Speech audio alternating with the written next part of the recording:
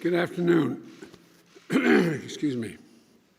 I'd like to start by saying a few words about the ransomware cyber attack currently impacting Colonial Pipeline. This is something that our administration, has been tracking extremely carefully, and I have been personally briefed every day. The Department of Energy is working directly with Colonial to get the pipelines back online and operating at full capacity as quickly and safely as possible. The FBI also is engaged to assess and address this attack. The agencies across the government have acted quickly to mitigate any impact on our fuel supply. And over the weekend, at my direction, the Department of Transportation issued an emergency order to loosen restrictions on truck drivers in order to allow more fuel to be transported by tanker. We're prepared to take additional steps depending on how quickly the company is able to bring its pipeline back to full operational capacity. The Federal Bureau of Investigation has determined Colonial's network was infected by ransomware, and it's a criminal act, obviously. FBI released details of the attack so others can take steps to prevent being infected. My administration takes this very seriously. We have efforts underway with the FBI and DOJ, Department of Justice, to disrupt and prosecute ransomware criminals. And my administration will be pursuing a global effort of ransomware attacks by transnational criminals who often use global money laundering networks to carry them out. My administration is also committed to safeguarding our critical infrastructure, much of which is privately owned and managed like Colonial. Private entities are making their own determination on cybersecurity, so to jumpstart greater private sector investment in cybersecurity, we launched a new public-private initiative in April. It begins with a 100-day sprint to improve cybersecurity in the electric sector. And we'll follow that with similar initiatives in natural gas pipelines, water, and other sectors. In addition to companies stepping up, we need to invest to safeguard our critical infrastructure. That's one of the many things my American Jobs Plan is designed to do. I also want to update the people on the progress that we've made in our recovery and the next steps that we're going to be taking. As we learned Friday, the economy created 266,000 jobs in April. In fact, altogether, since the time we took office, we've created more than 1.5 million jobs in the country. It's the most jobs created in the first 100 days of any president on record, more than 3 times the solid job creation that President Carter saw in his first 100 days, and more than 6 times what President Reagan saw. In the 3 months before I got here, our country was creating roughly 60,000 jobs a month. In the 3 months since we've gotten here, we've been creating on average 500,000 jobs per month. In the first quarter, our economy grew at 6.4% rate, outpacing the growth we're seeing from our friends in the Eurozone. Because of the American Rescue Plan, forecasters are projecting we'll see the fastest economic growth in nearly 40 years in the months to come. We're moving in the right direction. So let's be clear. Our economic plan is working. I never said, and no serious analyst ever suggested, that climbing out of the deep, deep hole our economy was in would be simple, easy, immediate, or perfectly steady. Remember, 22 million Americans lost their jobs in this pandemic. So, some months will exceed expectations, others will fall short. The question is, what is the trend line? Are we headed in the right direction? Are we taking the right steps to keep it going?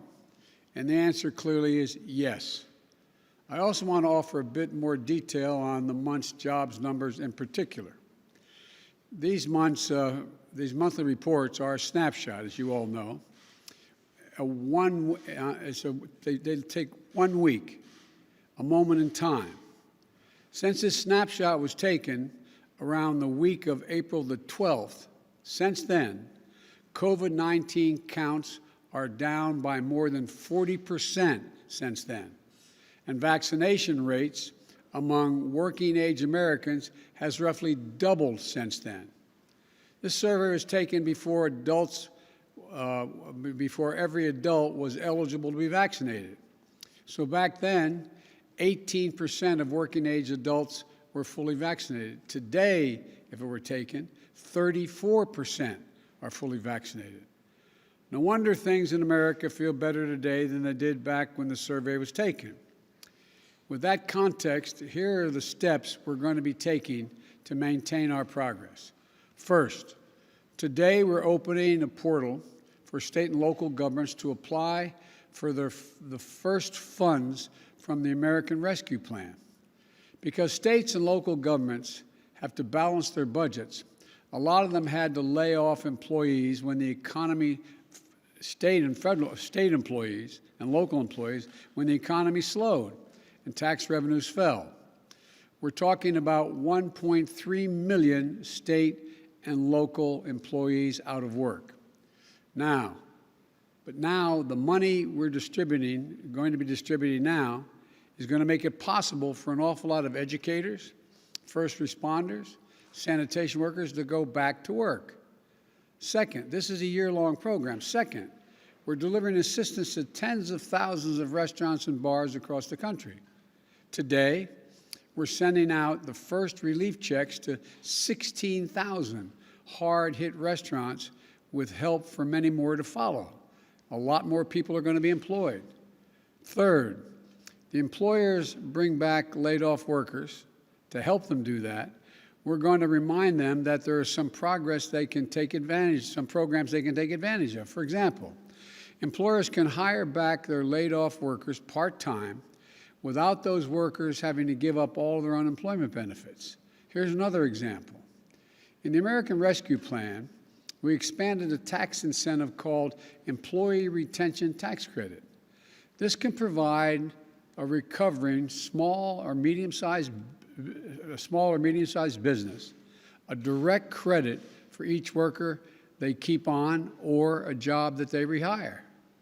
Fourth, we're going to provide real help for people struggling with the challenge of childcare, which is making it hard for many parents who need to work, especially women, to get back to work. During this crisis, thousands of child care providers and centers were forced to close because they couldn't make ends meet with fewer students and higher costs to keep them safe. As a result, parents lost the support system they depended on for child care, and tens of thousands of child care workers lost their jobs. In fact, there are 150,000 fewer child care jobs now than there were pre-pandemic.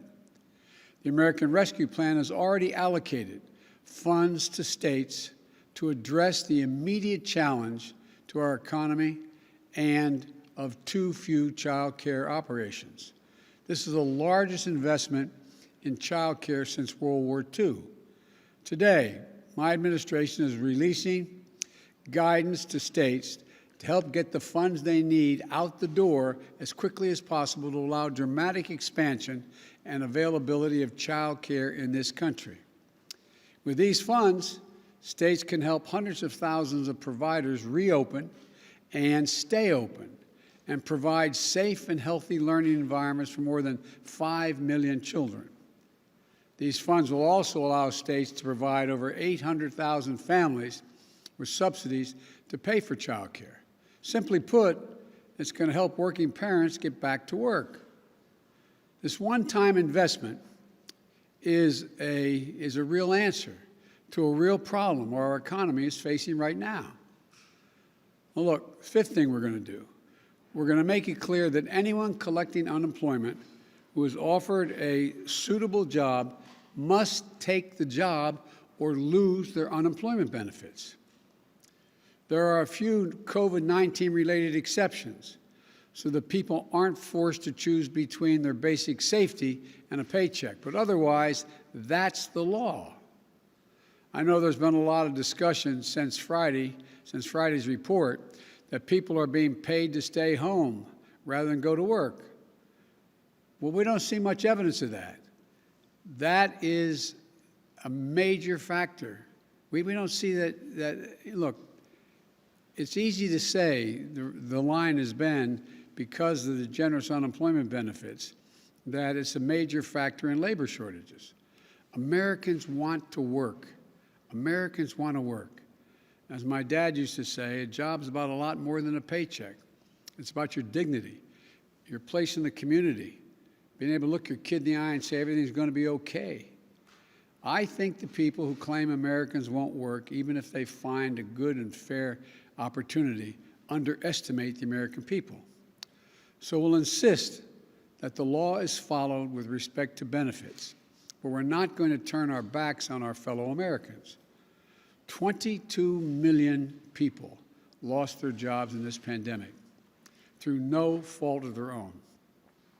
They lost their jobs to a virus and to a government that bungled its response to the crisis and failed to protect them.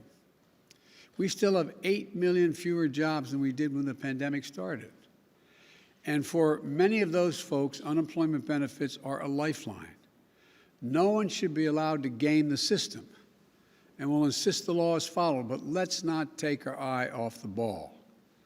Families who are just trying to put food on the table, keep a roof over their head, they aren't the problem. We need to stay focused on the real problems in front of us, beating this pandemic and creating jobs. Again, the law is clear. If you're receiving unemployment benefits and you're offered a suitable job, you can't refuse that job and just keep getting the unemployment benefits.